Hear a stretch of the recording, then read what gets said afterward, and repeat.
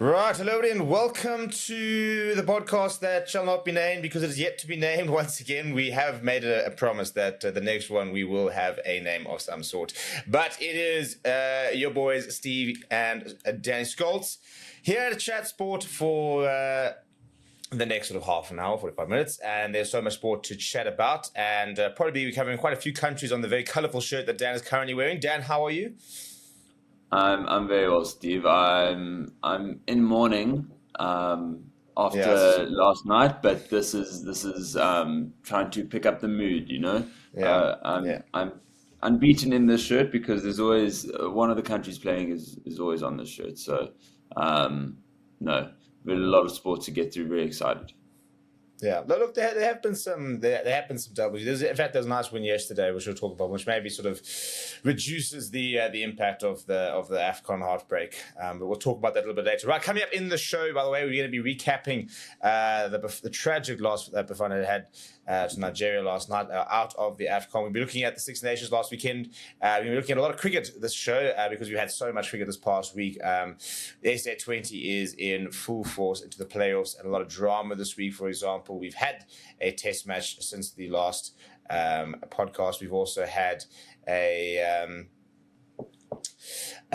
very momentous SA women's victory against Australia, and the SA under-19s as well also crashed out of the World Cup, but in a very, very close game. So there has been a tremendous amount of cricket, which will probably dominate the show. But before we're going to go to that, we're going to go into some rugby earlier, because last week we made some bold predictions, and Dan has done the research, he has done the due diligence, and he has our results to see how we would make as pundits and as decent predictors. So Dan, talk me through it. How bad were we last week? Okay, so better than expected, to be fair. Is it? Better Oh, there than we go. expected. You heard it here first.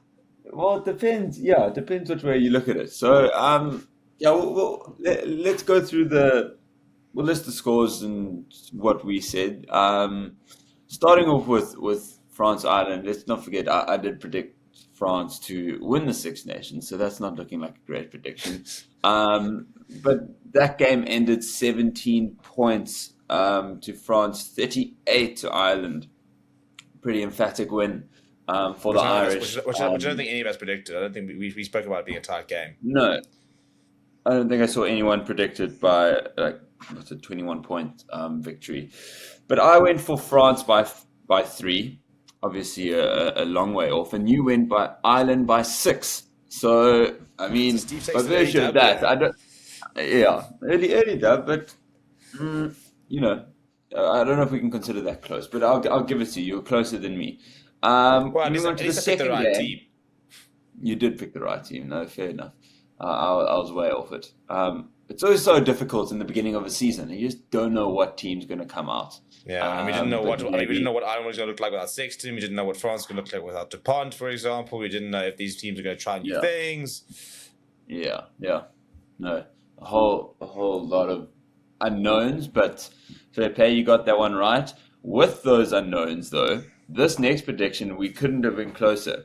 So, England versus Italy. England squeezing out a 27-24 victory.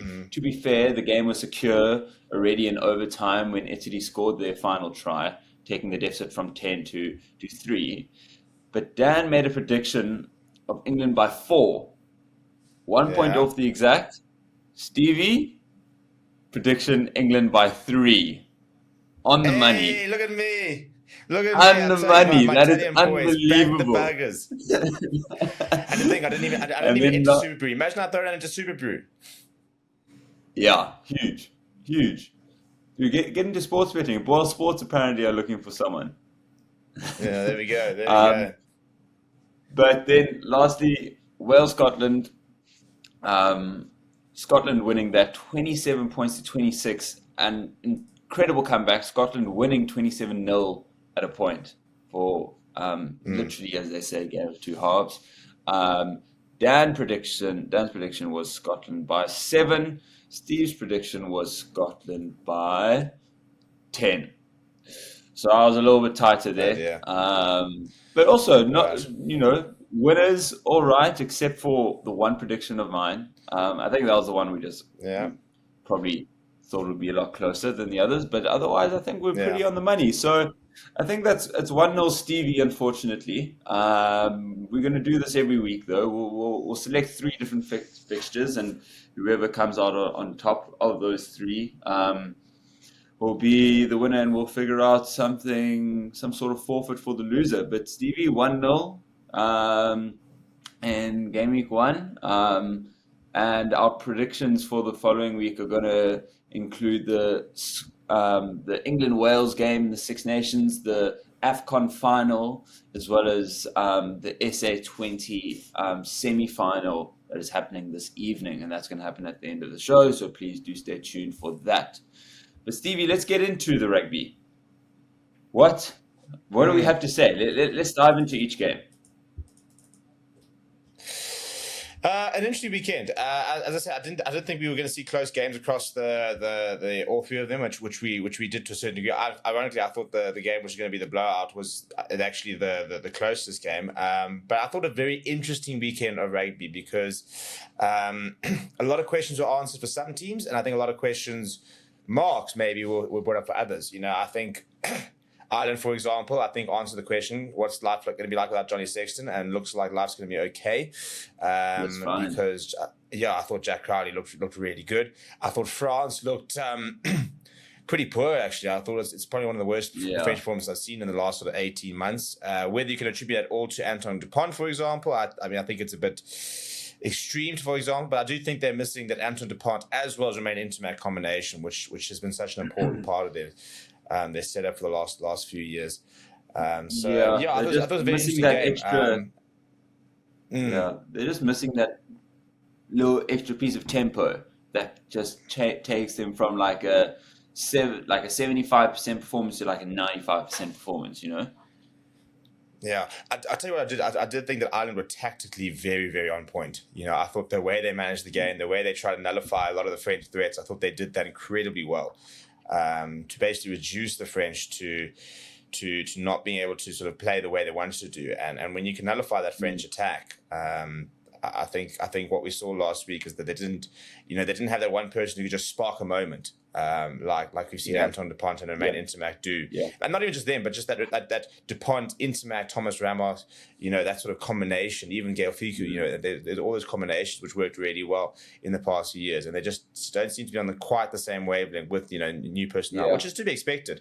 Whereas Ireland, I thought, obviously such a systematic team, players just coming in and being able to just sort of slot in for somebody else with relative ease. 100%. I think also you think of, there's Peno, Ramos, as you said, Ficou, like these guys are all incredible players, but they need some sort of service, right? Which is why the most paid players in the world are fly-offs, and scrum-offs also just as integral to the success and tempo of a team because they bring out so much of that backline. They control that, and it's not to say that Jalibert is not a good fly half. They don't bring something. As you said, they don't bring that extra piece of spark. I think it's also a little bit of a French hangover from the World Cup. I genuinely think that's going to be a bitter pill to swallow for a long time still, particularly it being at home. What are your thoughts on the comments about it being the final that everyone wanted? Yeah, no, listen, I think Rob Herring can take a hike. I'm sorry, having done the watching that game, to even begin to think that game was a better spectacle than a 1-point final, penalties being missed on the 78th minute, defensive masterclasses, big decisions, yellow cards, both teams, fractional. That World Cup final, people were hailing it as one of the best World Cup finals, if not probably the best World Cup final of all time. And now, a few months later, Ireland blow a poor French team out the water, and that's now the final everybody wanted. Come on. France were poor before the red card. They were even poor after. They had a stage where they were decent, but as I said, I thought France were really poor throughout. So to sit there and think that was the final you all wanted, whereas you look back at the actual World Cup final, and you couldn't say that New Zealand were poor. Both teams at their best, and just nothing in it. pure drama, and also going down, as you said, like a kick to win it in the 78th minute. Like, what in what world is a 20-point blowout better than that? No, I Yeah. think it's mostly just Northern Hemisphere tears, and I mean, Mm. we know what we were there in France. We knew that as Southern Hemisphere nations, we were, the population of fans were much fewer there, and we were much less supported. But I mean, at the end of the day, it comes down to who's being clutch. But let's shift off this game, move on to England, Italy.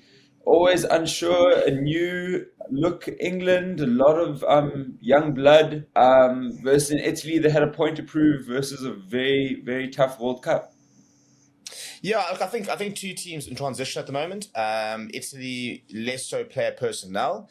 I think that Cassetto's going to keep a relatively similar squad. They don't have the player database that England have. They don't have that kind of depth Yeah. where they can just decide to overhaul the squad. Their best players are the best players. I don't think anyone's ever questioned the selection of the players when they're playing for Italy. England, completely different situation. There's very much whatever this player is doing, there's another player that could be doing a different job. The Premiership is huge. They've got that big player bank.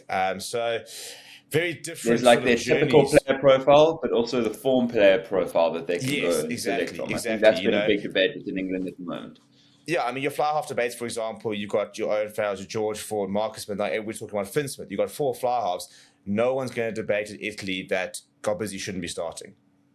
He is. He had a great game, by the way. Yeah, no, well, I think he's a world class fly half. I mean, I think he's brilliant. But that's the thing, you don't debate a lot of the Italian positions, whereas you can for England. So it's a very different journey. Italy. I kept saying that Italy for the last few seasons have been so good in attack, and we saw it again. They score beautiful tries, but they're beatable, and that's the big journey that I think they're on now. Is they need to become harder to beat. They need to become even like an Argentina. That's kind of what Argentina were like for years, where they could score nice tries, but they didn't have that dog in them to be able to knuckle down and grind out victories. And I think it's what we saw this weekend. Yeah. England, I think, very much looked like a team going through transition. They looked like a new look team, and it's I think they've decided now is the time to start implementing Borthwick ball or whatever they're going to call it, as soon as they get a couple of wins and everybody starts getting very excited. Because we did see a difference in the way they wanted to play. Yeah, Jones ball, there it is. There it is. No, for sure. I think it was a little bit disjointed from England. I mean, they went into the break behind, I believe. I was commentating the game, so I should remember that. But, yeah, you tell us, Dan. but really good performances from also Menoncello, 21 years old for Italy, absolute machine. There's so many nice players in that Italian side. It's such a promising young side. I mean Lorenzo Canone, I think, is up there in the top 5 best number 8s in the world, and he's like 23 years old, if that. No, and what it's exciting is that it's not an old guard. New management, lots of new players, and it's almost you sometimes need a complete overhaul for people not to. I mean, a lot of them would have experienced that, quite a traumatic World Cup, receiving 50 plus points from both New Zealand and France, who were at the peak of their powers, to be fair. But as you say, become more difficult to beat, and even if you're conceding, 27 points versus an average England side, like that's going to be tough. Like you're really going to have to be phenomenal on offense and create a whole lot more to beat a lot of teams. So I think that they're on that journey. They just haven't got past that precipice yet.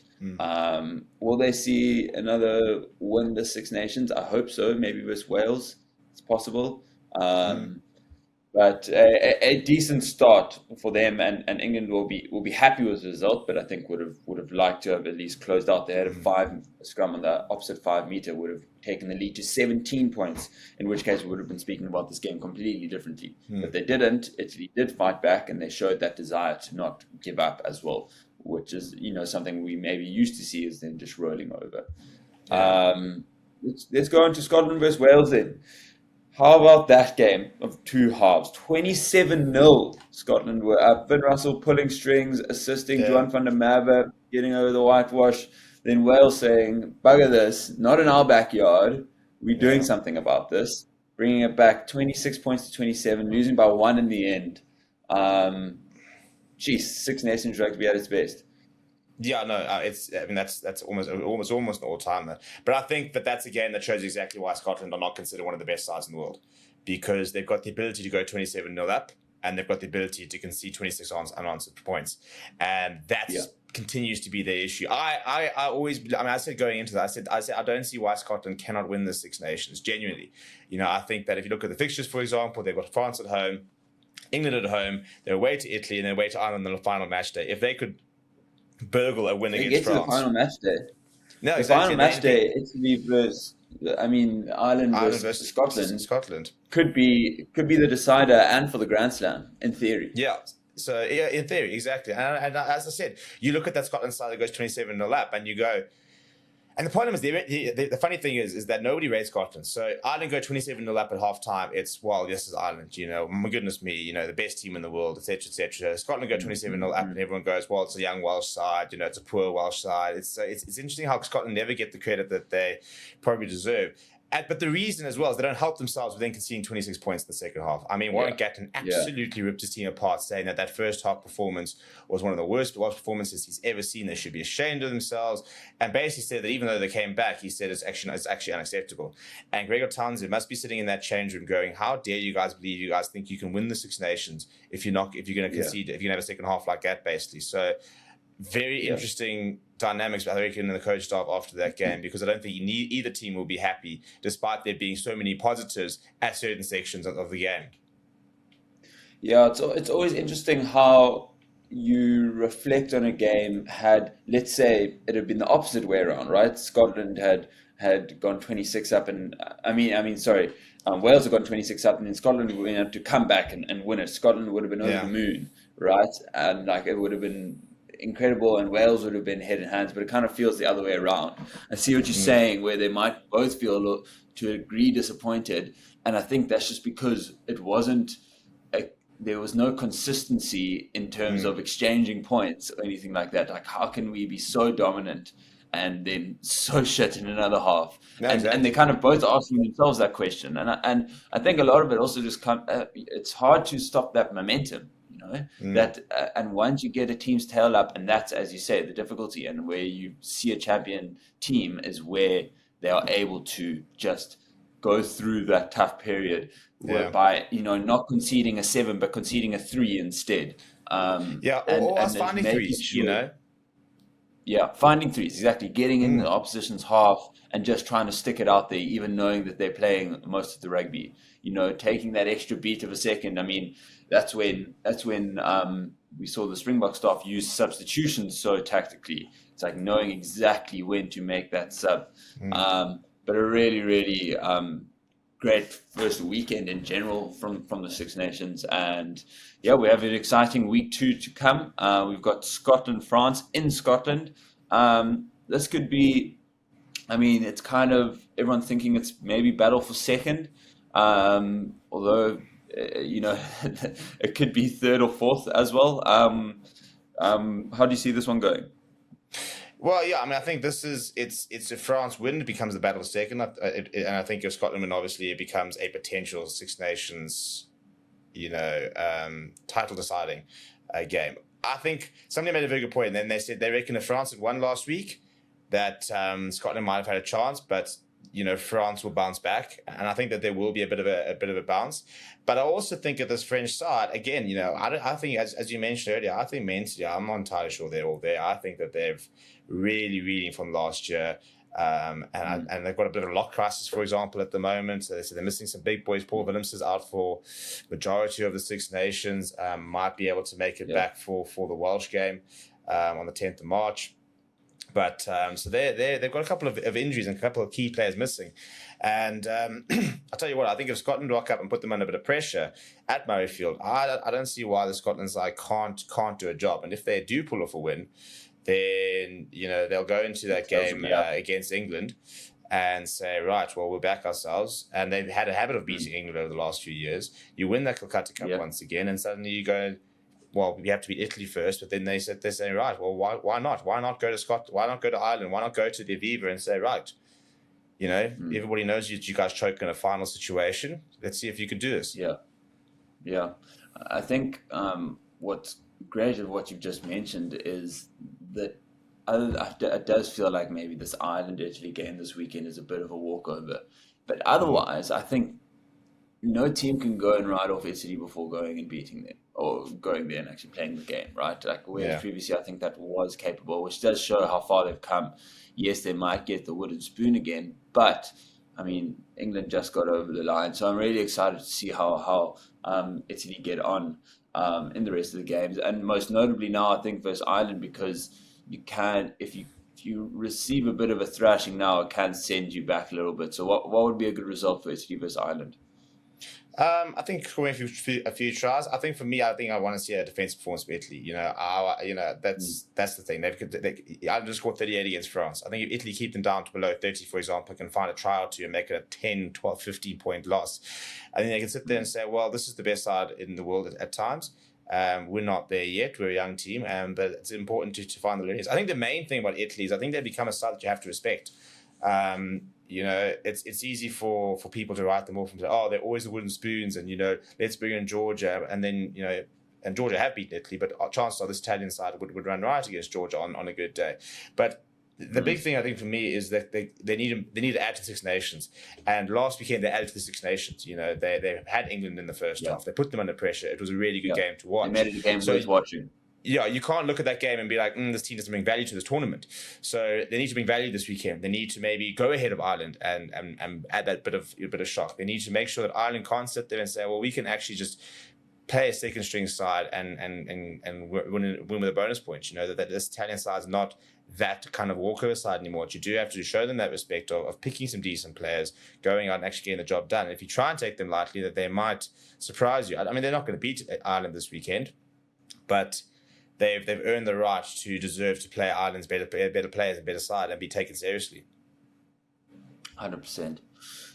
Okay, Stevie, we'll come back for the England-Wales prediction at the end of the game. At the end of the pod. Let's move on to last night's performance. Bafana Bafana versus Nigeria, semi-final of AFCON, first time in 20 years, I think it is. They were in a semi-final. 1-1 end of full time and end of extra time score, and Bafana lose on penalties. Success or choke, Stevie?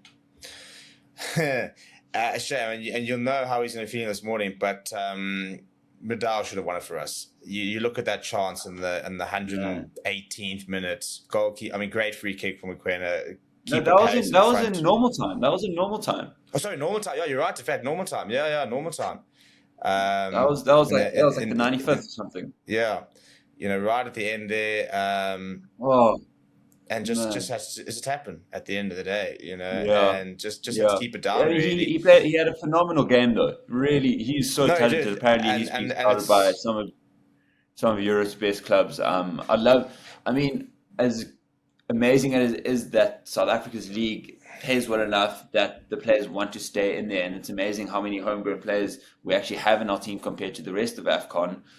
But you'd love to see some of our best players in the Prem. I mean, Mokoena, 24 years old, absolutely a baller, missed his penalty in the shootout, but closed it out to make it 1-1. I mean, let's just talk through the emotions. Having scored a penalty first, the entire match.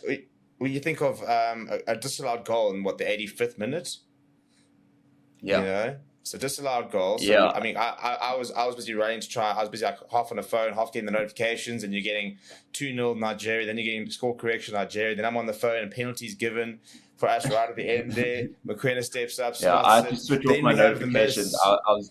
I was behind the rest of the pack, and I was being told about what was happening. So I just got to switch the phone off and just watch. And it was. Did you lose transmission during the penalties? Yes, I had the commentary. I barely watched the pens, and also the commentary ended up being before the penalty. So I was here, and Bafana has skied it or whatever. And then I'm like, the guy hasn't even hit it yet. The It's entire horrible. So the then I went on mute. the entire South Africa missed McQueen's penalty in the shootout. Yeah, that's all. I Break didn't see it. yeah, I saw it in the highlights. There we go. So I was trying to check to see if it was also an international thing. And that is unreal. Sitting there, first penalty, bang, breaking transmission. Oh. Unlucky, boys. AFCON, eh? You watch the whole game clean, just fine, and then penalties come, and it's just. I think I probably watched 3 because I was just trying to figure out what was going on. But yeah, so you said Madao could have maybe scored that. I mean, it was a little bit tough. It was on the rise, just trying to get over the ball. Maybe not as simple as it looks. 9 times out of 10. But He's such a just had to keep it down. Yeah, agreed. He also, and annoyingly, he also, and again, you're never thinking about in that situation. But if you actually look back, he had 2 players on his left as well. So literally, if he actually had managed to just square it, they would have had an empty goal and a bit more time, which you're never going to do in that situation. But just keep it down.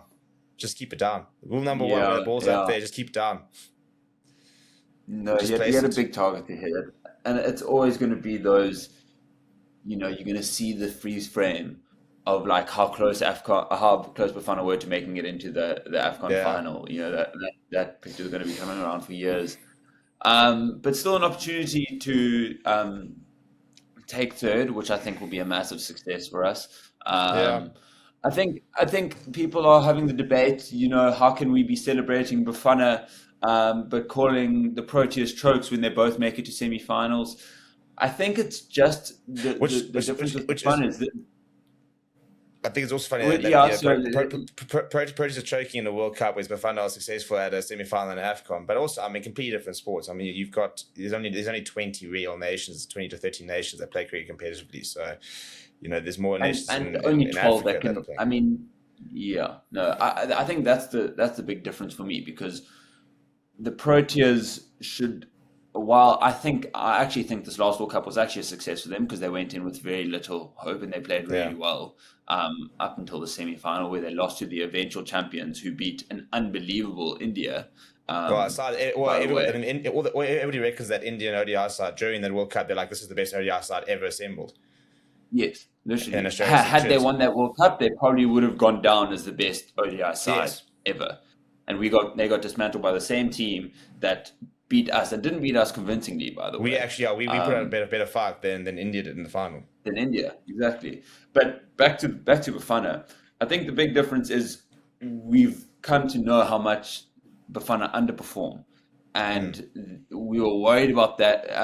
Them getting to AFCON was so exciting, and then just getting out of the group stage, was something else, and then they just grew into themselves all of a sudden, and that's all you need in South African sport. You need to win a couple hard games. That game versus Morocco was the most decisive one, I felt, where people started believing. Then we win another penalty shootout, and we lost to Nigeria, who have, players valued at 100 million euros in their team. Well, you got Victor Osimhen, who's been rated as the next big striker in the world. People are talking about him in the same conversations in Erling Haaland in the next 5 years, with regards to, the most exciting strikers on the planet right now. Exactly. And I think the biggest problem, I think, is... Go for it. Yeah, so I think the biggest problem, I think, is we talk about the mentality and the mental block, and it's obviously played very well and had some big results, but what I was saying last night is 2 penalty shootouts and we scored 4 out of 9 penalties. Yeah, that's clearly a big issue. And that's a problem. Ronwen Williams completely bailed us out of that first penalty shootout. We actually had no rights to win that. He literally pulled out the best goalkeeping performance of all time. No goalkeeper has ever saved 4 penalties in a penalty shootout in AFCON, Copa America, Euros, or the World Cup. So it was the greatest. It was the greatest performance by a keeper ever in a penalty shootout, and we reward him in the next penalty shootout by also missing 2 penalties. So it's frustrating from that perspective, because it was, you just kind of feel that somebody else steps up. We had the opportunity. With that miss, you go and net that bit of momentum. So that's frustrating to have gone so far and then just not be able to have the mettle to just bury a few penalties and make life a bit interesting. Yeah. But it's progress. I think that's the main thing, isn't it? Yeah, progress, absolutely. Well done, Bafana. Like, kudos to you. You've got a country excited about a sport that we've been very, very kind of, been kind of wrestling giants for a long time. And we're excited to be back. As you said, it felt like at some points, even during the game, we weren't playing for the win, which is where I feel like we had the biggest chance of winning it. It took us going behind for us to then even start playing a little bit more. We had a couple soft chances, but I didn't feel like we were attacking the game as much as we could have. But, I mean, midfield is unbelievable, strong defensively. Mvala, other than the penalty he conceded, I think had a great game. Kakana with a great little red card at the end there just to stop them Tactical from red winning it in card, real yeah. time. Yeah, love that from him. But yeah, Modal is he's a baller. He's unbelievable. Obviously, Yeah, that so misses Tole as him. well is a very nice player. That midfield's good. Tole is so good. Machopa, I really like Machopa, part of the penalty miss as well. But I mean, he almost scored like a half bicycle kick to win it as well in real time. So they're players there, which are phenomenal, and I think hopefully they continue to grow. And I love nothing more than Bafana at a World Cup. So let's hope that this breed of them can take us through. Yeah. But let's move on to the cricket, Stevie. Let's start with the SA20. SEC into their Yeah, listen, what a second week we've final in 2 seasons. Let's just say it. It's because Adam Markram took the best catch the world has ever seen. Well, did you see that comment by Mark Adair on the Instagram post? He said that's not even the best catch he's taken. Like Markram's taken. Who said that? That guy's actually got some Mark Adair on Instagram, the Irish player. Oh, he didn't say, Markram's taken better catches. Yeah, he said that's not even the best catch Markram's taken. So he does have some unreal. You go through the Adam Markram catching bank, and it is absolutely mental. Look, this SA20 is very interesting because everybody's not questioning the format because obviously JSK suddenly have just dumped power rules out. I don't have a massive issue with the format. Everybody's seen and also problem is the standard that people don't understand because people are sitting there saying, how does a team finish fourth and then have home playoffs? And everybody's saying, well, that's because the playoffs are actually determined at neutral venues before, so it's just kind of how it happened. I don't mind the playoff system. I think obviously it's a playoff system designed for more teams. When we get to 8 teams, then it makes a bit more sense because then you still have 4 teams that go out, 4 teams that go through type thing, and you get that sort of that double jeopardy and stuff like that. Look, there's SEC out for a special, and it's special not because it's got phenomenal superstars, it's special because it's got a coaching staff that backs young players, and that's getting the best out of every single player in that squad. Otniel Bartman, I mean, he should be going to the World Cup, but players like Kruger, who's not even a massive name in the domestic sector, for example. He's coming up and playing well. Adam Markram and his captaincy, for example. It's an example of how to get the best out of a team. But I'll tell you what, I think if JSK win today, I think they've actually got all the men to go into the final. And a bit like SEC last season where they snuck through, I think JSK could yet do something special in this SA20. I think any team guided by Stephen Fleming has a shout, right? Like especially when it comes to knockout stage. And I think that's probably why people have been complaining about the format, is because we saw how bad JSK were at the beginning of the tournament. They lost big, but then they finally, when they got some momentum, they started winning big. I felt like that big turn was that win versus MI Cape Town when with that rain, they just absolutely they just figured out how to chase, and they started chasing fast and with confidence. I mean, we saw last night, chasing down the score of 130 in like 13 overs. It's like we're not just going to bat at the required run rate because we have those overs. Lewis Deploy is absolutely hitting it like it's a beach ball. And is their player that rises to the occasion more than Faf du Plessis? Yeah. And he needs someone with him, right? Like Reed Hendricks again has been like kind of on and off. I think both tournaments he's you're never quite sure maybe which Reed is going to step out on the day. But I think the big weakness in the JSK team is the depth of that batting lineup, because they need, I don't know how good that middle order is, I think it's probably the best bowling lineup though in the competition. But they're going to come up versus a very strong DSG who I think have the best batting lineup in the competition. So very exciting tonight. And then the winners of that will take on SEC in the final. Yeah, look, and I think at the moment, the JSK were going into tonight remembering how they chased down 200 plus against DSG. So they'll be sitting there thinking, we beat you guys. We've got your numbers. We didn't play particularly, and we gave you far too many runs. We bowled really badly on Saturday. You guys put 200 on us, and we chased it down. And I tell you what, I think there's certain players. I mean, Sam Cook making his first game of the tournament last night, taking 4 wickets. Imran Tahir out of nowhere, taking absolute blinders of catches. I never saw him do that once for South Africa. No, Imran Tahir, you have some questions to answer. What is... There's one running back, he's right in front of us, and my mate's like, there's zero chance. There's zero chance he's even getting there. Gets there, takes it, and we're just losing our shit on the stands because we're like, and I was there a week ago on Saturday where he looked like an under-9 fielder. Shit was going through his legs, he was missing things, and I was like, there's the Emmy we know, but he can still bowl. Now he's taking grabbers. And what is it with leg spinners and being horrible fielders? Tell me one leg spinner that's a good fielder. Never a good fielder. Steve Smith, but they had to retire from being leg spinners to become good fielders. Yes, exactly. And I guess you could lob Marnus in there, but it's always the batsman. I mean, but I'm just thinking back to that Markram catch. I mean, does a full 270 somersault to take it. On the back of his hand. No, it's disgusting. Yeah. But anyway, Stevie, let's move on to the test match that happened in New Zealand, where New Zealand started off, you could say, strongly, scoring 511 runs. Yeah. Rachin Ravindra, 240, Kane Williamson, 118. South Africa replying with 162 all out. Top scores, Keegan Peterson on 45. New Zealand then declared on 179 in the second innings for only 4 down. Kane Williamson with another 100. And then South Africa went on to post, to be fair, a respectable 247. Bettingham high scoring with 87 runs.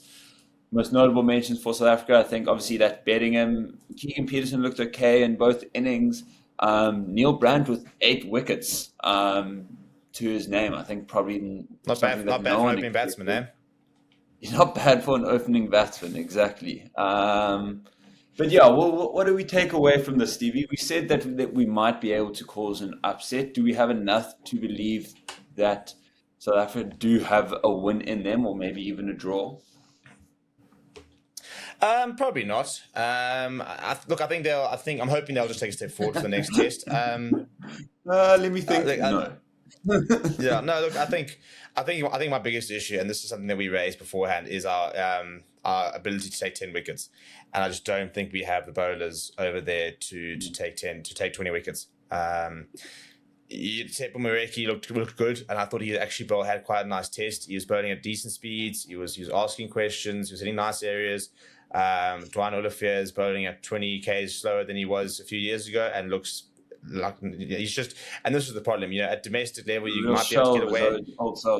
Yeah, at a domestic level you can kind of get away with that, but at an international level, when you're not moving the ball around, you're not as consistent with your lengths, and you're bowling at 100 in your mid 120s, you're just not going to bother these batsmen. Yeah. And so that's why I thought Swart is bowling like 110s as well. Yeah, well, but I mean, I think Swart, he's a player that can get away with it because he hits those good areas. He's a bit more difficult to score for. I mean, he has his economy in the first innings, and he bowled, I think, some of the most overs and went for like a 2 and over or something. He wasn't easy to get away. In that second innings, the second innings was a bit more expensive, but they also starting to play some real attacking shots. So, an interesting game. Look, at the end of the day, it's far from one of the worst test fixtures ever. To sit there and say, we've won absolutely hammered, we've been embarrassed. We lost by 281 runs. It's not a small margin of victory, but it's not quite, you go back and look at some of the results. Last year, there were results like Sri Lanka beating Ireland, for example, by an innings and like 300 runs. You know, we beat Bangladesh at Bloemfontein by an innings and 254 runs, and that was 5-6 years ago. So it's so far away from not being one of the worst test victories ever that I don't think we need to have this complete meltdown. I also take exception with players with anyone who basically said these players don't deserve to wear the cap, for example. These are not bad cricketers. These are players. First of all, if you look at the players making their debuts, these are all players who I think actually could be players in and around test squads for times to come. I mean, I've been calling for Eddie Moore for years. Didn't have the great test, looked really good in the first innings, but I've been calling for him to play test cricket for a number of years. Neil Brunt, well, you know, he's somebody that a lot of people wouldn't have thought, but he comes away with 8 wickets. You know, has the best figures on debut for a spinner we're ever. desperate for an all-rounder. Maybe that's the all-rounder we've been needing. I mean, typically we'd want more of a fast to medium pace bowler, but I mean, we spoke about it being this is anyone who's coming in uncapped or even capped. You know, this is a time to put up your hand. No one here is definitely on the next team sheet for the Proteas. Not even betting him. He's maybe the closest to being fixed and probably is. But other than that, no one here is fixed in the next squad. But everyone here has an opportunity of being in that next Proteas team. So and this is what I'm saying. You know, I think like Dwayne Olivier, for example, I think he's probably looking at this test going, okay, so I don't think he's actually really got a test future. But he was a test player already. You know, so he was already capped. Dave Patterson was already capped. Keegan Peterson, Bedingham, Hamza, capped. All these guys were already capped. You know, Rainer van Tonder is someone that 2 years ago people were demanding be the number 3 for the Proteas. Gets his chance, doesn't have a great test, but, you know, these are not players who are mugs. You know, these are not random club cricketers. And I'll take exception to anyone saying that they're devaluing, you know, their badge. When you think of someone like Bedingham who did not take an SA20 contract purely to try and focus on this test. You've got players who are... You know, going over there, bowling overs and overs and overs, desperately trying to prove something, and then being dismissed by people who can't even be bothered to watch 2 overs of a domestic 4-day match on YouTube for free. You know, so I'll take a lot of exception to the comments towards the players because at the end of the day, they've been put in a situation where they're going to have to go and play against, might I add, one of the, if not the best test sides in the world. You know, this is at home. This is not a Bangladesh. At home. This is not a Bangladesh tour. I'm sorry, it's not a Bangladesh tour in South Africa. You know, this is a side that have been the most consistent across all formats for the last 10 years. Yeah, I mean, we can look back at I think the first innings totals. Obviously, the big worry was at 162. You're never gonna. It's gonna be very difficult to be competitive if you're posting that type of score. But at the end of the day, we got undone by one of the historically in the last 10 years the best batsman of Test cricket in Kane Williamson, back-to-back hundreds, and that's something you know you need to dismantle these types of players. But at the end of the day, he has too much experience and too much class, knew how to manipulate us. And then Rachin Ravindra, you know, obviously again when someone scores 240 versus you in the first innings again, it's going to be tough to come back from. And this is now one of the people are saying one of the the players who are going to be at the top where Kane Williamson has been for the next 10 years. So no, he's the next big thing. I mean he was. I think he was. I think he was probably the big find last year across world cricket. You know, as the next big superstar. He was easily the breakthrough player of the year. And other than those 2 players, no one scored more than 40 in their test match. And they were only 4 down in the second innings. They could have scored more. But there are positives there. We bowled them out. They didn't declare in the first innings where, you know, they could have gone on to score 600 if they wanted to. But it's an inexperienced team. I mean, half of these guys haven't even used DRS before, you know, which is just nuts. But positives, I think anything that is worse than this in the second test, I think will be very disappointing. You'd think it can only get better. And you'd like to think that, as you say, I think the big issue is with the bowling and taking 20 minutes. But Stevie, let's go on to the women's cricket where we had much more success. Yeah, look, history made yesterday. And we need to start talking about Marizon Kapp as one of the all-time great cricketers. Not South African cricketers. I think she's the best we've ever had. I think that's pretty settled and easy to say. but she will go down as an all-timer. I mean, what an absolutely phenomenal game that she had. But I mean, this SA women's side, Women's I Jacques am Cullis, continuing to be eh? blown away by this side. Jacques Yeah, Cullis no. posted a Marizon cap in his media feed. got a big poster of Marizon Cup. Yeah, I mean massive, that, yeah, massive, big fan.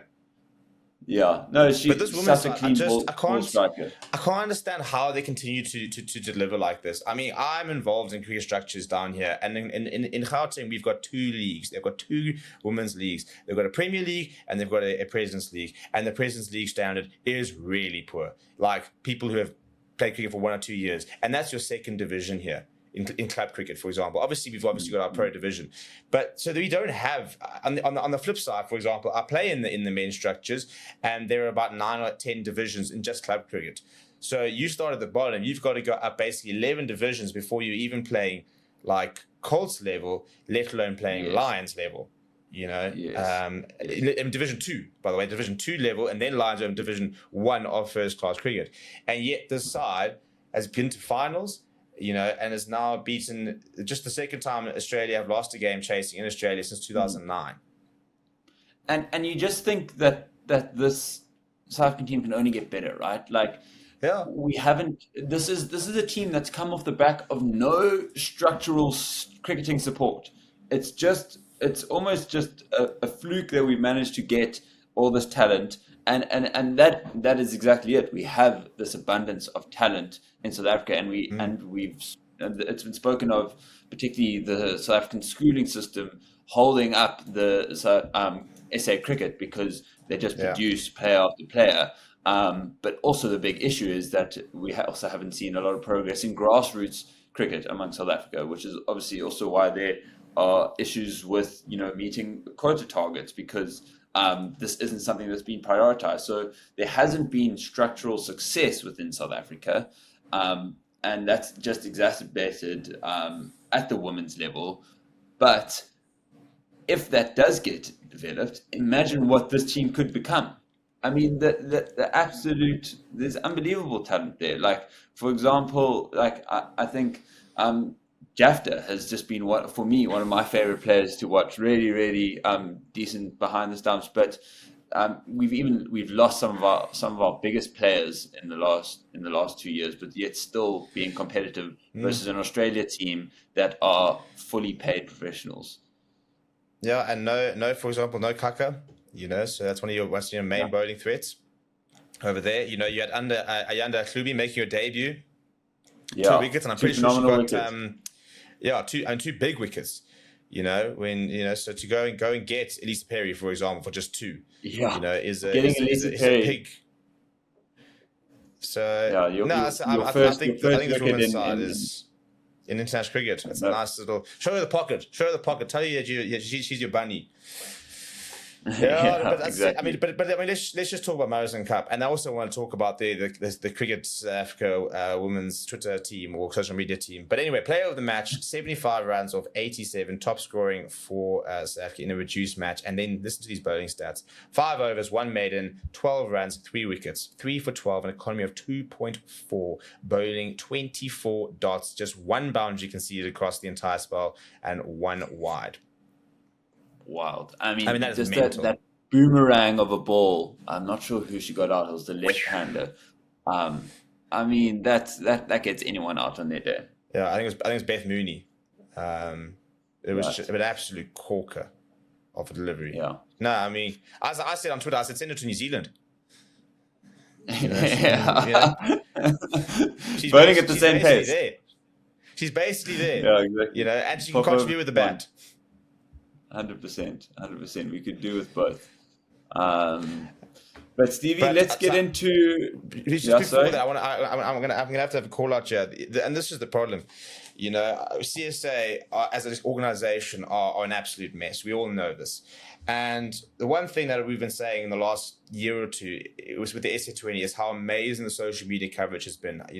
Every day there's content, there's videos, they're posting about different things, there's cool graphics, and we're like, this is so refreshing. You look back at the CSA page and you keep thinking, well, when is this going to change? You guys are not seeing how it's being done, and it's dreadful. Yesterday, the post, and by the way, they doubled down on it, Marizon Cup goes out. Unfortunately, I don't know what the post was, but Cup, loses to a wicket. She departs for her career best 75. Oh yeah. Off 87. Cool. 10 minutes later, at the end of the innings, innings comes to an end. A career best knock of Marizon Cup of 75. So that's now twice that they've posted that. Marizon Cup's got 2 international ODI hundreds. This is her, I think, her 4th or 5th best score. Yeah. How are you getting this wrong? Yeah, it's so poor, and as you say, like you can build a captive audience, but you already have people that want to find out, like they want to have things to talk about. They want to. I could come to you and say, how's that Marizon Cup knock, her best knock ever? And you'll be like, no, it's not. And like, now I'm just losing faith in a social media team that, I don't know, clearly doesn't have their facts straight or just isn't following at all. I was losing my mind because I saw this and I'm like, no, but I've watched her make hundreds. Like, those couldn't have been T20 hundreds.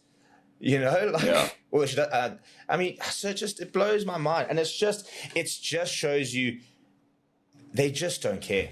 They just do. And look, maybe it's an innocent mistake from somebody who's new and whatever, but you can't make that mistake because you have to be invested. We want to grow the women's games. You want to try and get people behind the Proteas. I can go onto the Joburg Super Kings social media right now, and I can probably find you about 40 posts over the last 2 days celebrating the under-19s, celebrating, during the off-season, every single time one of their players does something overseas, boom, they've got highlights. They've got this thing. They've got checking in with flipping, Romario Shepherd, who's just banged a T20 50 against Australia.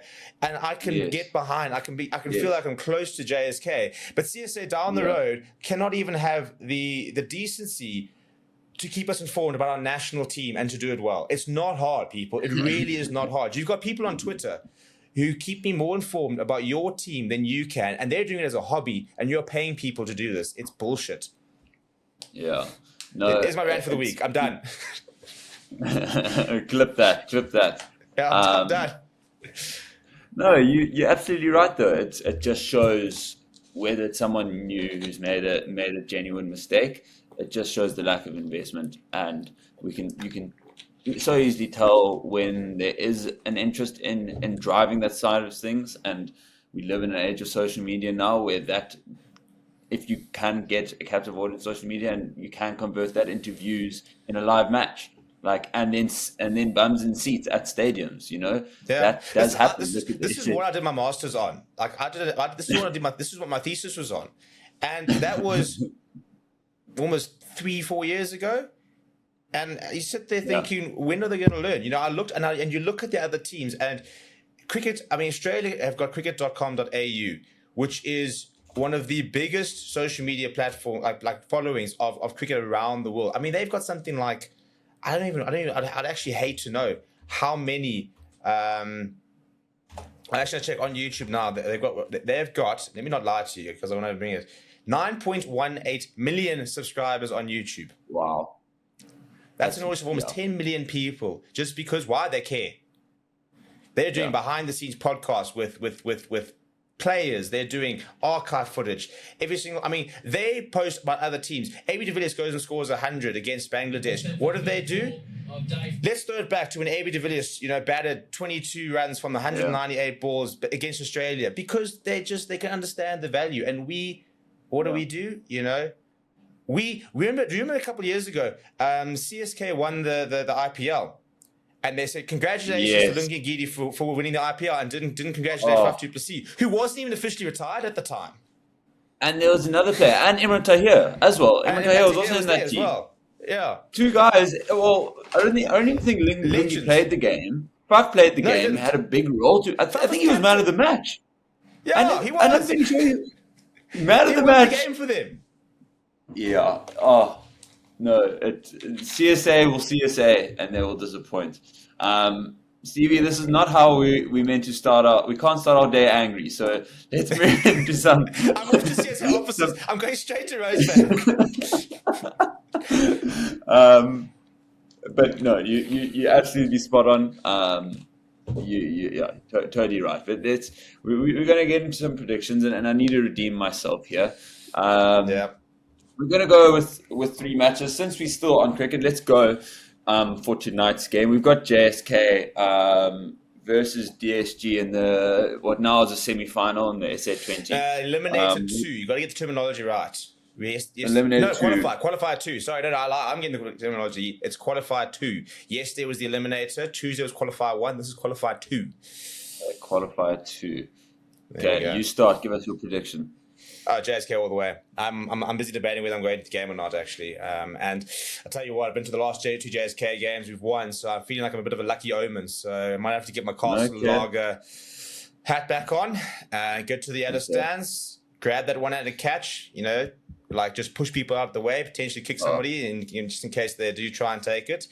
Yesterday, by the way, if you get the one-handed catch, I think I'm toast. You're onto bigger and better things than sitting here with me. I'll tell you what, we'll use a large portion of the winnings to find someone to name us and design us a logo for the show. Yes, how about that? But funny story, so yesterday at the game, and this guy, and I can't even remember who picks it up for 6. And we can't really see, but this guy stands up, and you can just see, so like sticks out a hand. Next thing you know, he's got this ball in his hand, and from our angle, it looked like clean, and we were like losing our minds. We were like, that's the most ridiculous catch. This guy's celebrating, throwing everything with his mates. Then we see the replay, and you can see not a clean catch. Fumbles it, takes in the second thing. This guy obviously has not read the rules, because this guy not stand up, looking around, waiting for someone to come and like grab him for an interview for the rest of the match. Did not sit down for the rest of the match. I actually only saw that highlight. I didn't see that it was a drop catch. I thought it was also a phenomenal catch. He was going ballistic. No, dirty drop. And they're strict with that. Even if it touches someone else's hand on the way through to yours, not your share of 2 million rand. That's why tonight I'm going to box. If someone tries to go, they're being boxed. Shove away, bang. You shove away, kick, move, palm it. But JSK, I'm all in.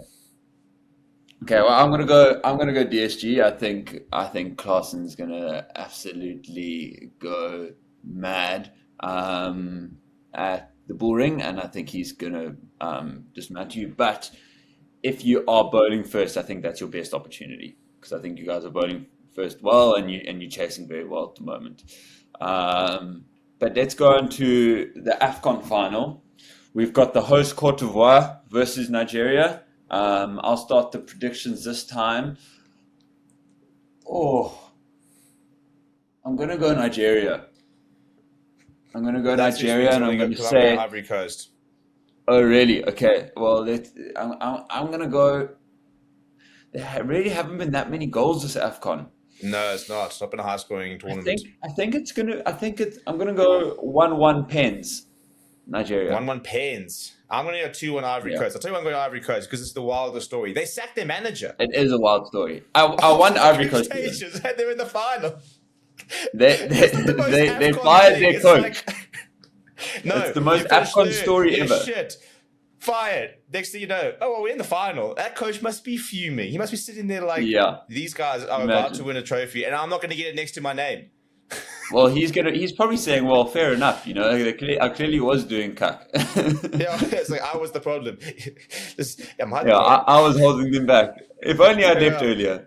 Imagine. But I do want Ivory Coast to win, being the host, and the story is just unbelievable. But I do think Nigeria will just have what it takes, and now especially with a little bit more, they just barely concede, and they just now have actually got over the line. I thought that would be our advantage in the penalty shootout, because they hadn't had one. Now they've had one. I think they'll get over. But the last game for the week is England-Wales. England hosting them at Twickenham on Saturday. I'll let you lead the predictions. Yeah, it's a very interesting one. I really want to back Wales. They are missing a couple of players, but they have gotten George North back, and I think that's a big win for them. George North has quietly become like one of the best players in the modern era. I don't think we actually he's never, for example, been like player of the year type nominations, but he's played like 120 odd tests or something silly. You look at his highlight reel and what he's done actually, and you think I remember when he made his debut against Springboks, and everybody's like, this big George North. He didn't have a great camp, and he kept us like 20 or something stupid. But he's quietly gone on to have a phenomenal career. So I think he'll be a big boost. Will Rowland's coming off the bench. I do think I'm a big advocate of if you've got good locks, you've got a good team, and I think that's what holds Scotland back. I think if we were to donate Scotland 2 locks, I think that would actually transform their team. So I think that's one of their biggest issues. So I think that Will Rowland's coming back in for Wales will be a big boost. I think at Twickenham though, I think England will have to respond and have to shape up. So I'm going with an England win, but I think it's maybe a 5-point game. Okay, I was going to go something very similar. I think England are going to grow in the tournament, and I think there's still a lot of untapped potential in even just the teams that they played in the weekend. I was at this exact fixture just before the World Cup, and it was a very close one. That's when Farrell got his red card. That brought about a whole lot. But I'll go England by 6 then. England by 6, so that's a little bit more. So we'll have those locked in. We'll return to them this time next week. But Stevie, thank you so much.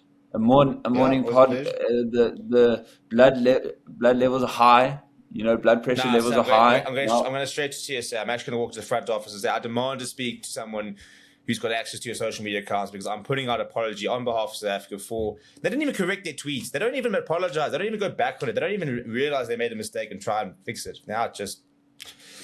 Yeah. This organization. Next test match starting next week, Monday. So this time in a week we'll have something to talk about. For the lads, betting him 100. Hopefully. Stevie, thank you so much. We will not return without a name. Yeah, we've got 4 days. We actually need to start operating. Yeah. Thank you very much, kind sir. Thank you everyone for tuning in. Let us know your version of the match predictions that we've put, and any more content that you'd like us to share. Stevie, until next week, thank you very much. Have a good one, Scott.